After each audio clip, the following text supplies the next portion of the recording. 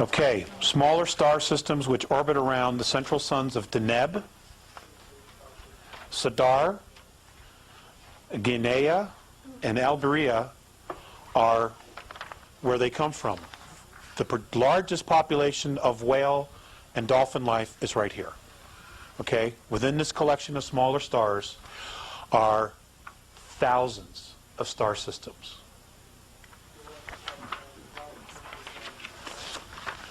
Why were they brought here? For song. Oh, okay. They wanted to migrate.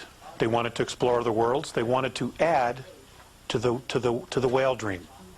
Okay, and they were brought here millions of years ago, and they are recording. You know, and my understanding is that when they birth the young, they teach them the song. Okay, and the song is the story of the lineage, of their lineage, and the history that they've learned of the home world that they're on. That's the song that they sing. They're singing the song of the story, of the lineage. Okay? And it's, you know, one right after the other. They teach them everything they know. It's amazing. Absolutely amazing. Okay. Okay. Just going to touch on H2 and O2.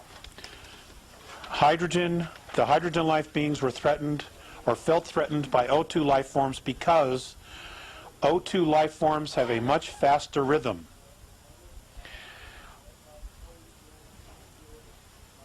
Hydrogen can only travel at near space light speeds. They cannot go beyond that. Okay?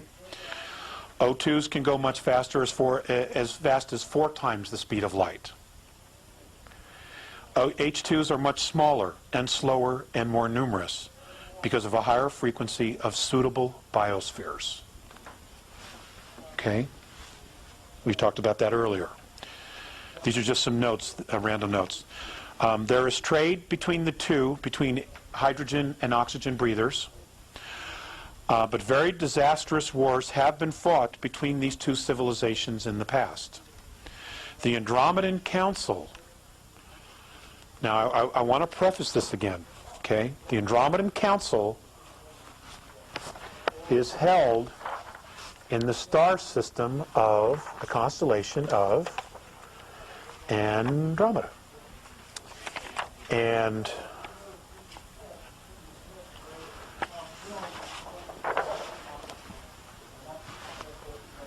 okay, and it's here at Mirosh. Okay, this right here. This is where the Andromedan Council is held. This is also where the star systems of Zenitae, all in here, Zenitae exist. This is where the Andromedan people live. Okay? These systems right here is where the Andromedan Council is held. They are. Yes, they are. The Andromedan Council was created to study migration and to try to limit contact between hydrogen and O2 races, and hence to stop conflict between the two great orders of organic life. Communication between the two species at times remains quite difficult. Okay, that's how it got started. Okay. Information with the hydrogen form, you should talk very slowly. Yes, you should. And you absolutely want to use the formal, polite language so that nothing you say is misunderstood. Okay? You will know that because they will be wearing some kind of an apparatus over their nostrils. Now, those nostrils could be almost anywhere depending upon the species. Okay? If they're wearing a suit or some type of a helmet, then you can assume that it's a hydrogen. Okay? Or a methane or an ammonia. Okay? Because if it's an O2, an oxygen, he will not need that apparatus. Okay, the Andromedans. These are just some brief notes, and then we're going to do some questions, okay? They are tough, honorable, courageous fighters. They build massive ships to environmentally resemble worlds. Comfortable, solid, and durable craft. These are my own words. They are model galactic citizens. They are responsible to a fault. If they tell you they're going to do something, they will do it, even at great cost to themselves. Okay? They are very active in galactic politics and enjoy considerable influence in galactic institutions. Now, institutions have been set up, okay, especially with O2 civilizations. Those civilizations are the Institution of Civilized Warfare, okay, Upliftment. You people would know that as Ascension, okay? Their word is upliftment. They don't use the word ascension, okay? And we'll talk about that in a minute. Migration, which is colonization, and traditions, okay? They are very patient, thoughtful, and above all, careful. They have been responsible for the official stoppage of hostilities in many wars and assisted in the withdrawal of all forces that were in those conflicts. Okay, upliftment. A lot of people here on Earth in the New Age circles talk about ascension. But, you know, nobody really knows what the ascension is.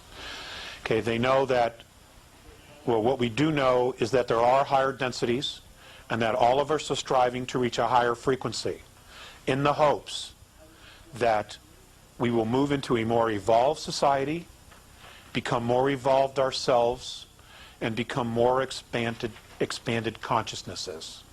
Because sometimes third density is just too damn hard. I acknowledge all that, okay? All of that is correct. Those things do happen. And there is archaeological evidence in the galaxy of races that have actually changed their frequency and moved to a higher level. That's a fact. But it is not called ascension. It's called upliftment. And apparently, none of the races that have done this have done it by themselves. They have always had someone help them out of the mess that they're in. Reach down and basically mentor them to the next level. Does that mean they don't have a body anymore, physical body? No, they have a physical body. There's physicality in all the dimensions. Okay? There is. You know, you just don't move up to fourth density and fifth density and now you're just this little cloud blowing with the breeze and, you know, it's not like that at all. Okay, it's as solid as this, it's just completely different. Okay, the physicality is different. The physicality is much bigger. It's on a much grander scale.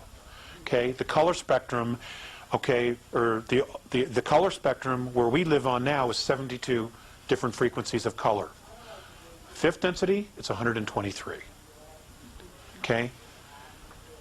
And I've talked about this before. There are colors and things that I've seen that I can't explain. There's just no way, because there's nothing here to compare it to. Okay?